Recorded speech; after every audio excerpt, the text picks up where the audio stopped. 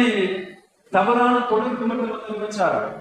மனித உறுப்புகள் கண், காது, நாவு, கைகள் என்று ஒவ்வொரு உறுப்புகளும் விபச்சாரத்திலே பங்குண்டு என்பார்கள் நபிகள் ஸல்லல்லாஹு அலைஹி வஸல்லம். இப்படி சொல்லுவார்கள்,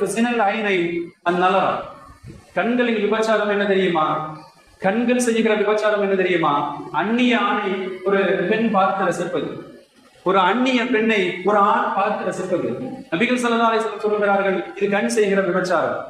சினிமா துறையாகட்டும், பல்வேறு சீரியல்களாகட்டும், தன்னை பார்க்க வேண்டும் என்பதற்காக அலங்கரித்து அவர்கள் வருகிற காட்சிகள், அதை பார்த்து ரசிக்கிற போது கண்கள் விபச்சாரம் செய்கிற மிக மோசமான குற்றத்திற்கு உள்ளாகிறார்கள். கண்டிப்பார்களே, இன்னும் பெருமானார் சொல்லுவார்கள், ஜினல் லிசான் அந்நுதுக். நாவு செய்கிற விபச்சாரம் என்ன தெரியுமா? நாவு செய்கிற விபச்சாரம் அசிங்கங்களை, ஆபாசங்களை, இரட்டை அர்த்த வசனங்களை பேசுவது. இன்னைக்கு இருக்கா இல்லையா சினிமா துறை? அதெல்லாம் சினிமாக்களே கிடையாது, இன்னைக்கு சீரியல்கள்லாம் அப்படித்தானே.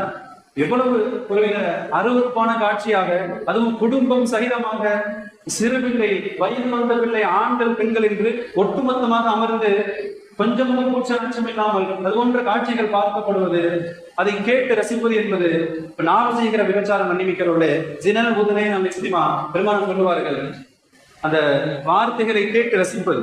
பல்வேறு திரைத்துறையின் பாடல்களில் வருகிற ஆபாச வார்த்தைகள், இப்ப மயக்குகிற குரல்கள், ஆண் பெண் குரலை, பெண் ஆண் குரலை, ஈர்க்கிற குரலை கேட்டு ரசிப்பது. நபிகள் ஸல்லல்லாஹு அலைஹி வஸல்லம் சொல்கிறார்கள், உன் காது விபச்சாரம் செய்கிறது.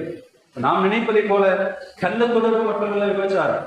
விபச்சாரத்தின் முன்னோடிகளாக திகழ்கிற மிக மோசமான பல்வேறு பாவங்கள் பல்வேறு சீரியல்களாலும் சினிமாக்களாலும் ஏற்படுகிற போது விபரீதம் தெரியாமல் அந்த மாய வழியில் வீழ்ந்து கிடக்கிறோம். மன்னிக்கிறவர்களே,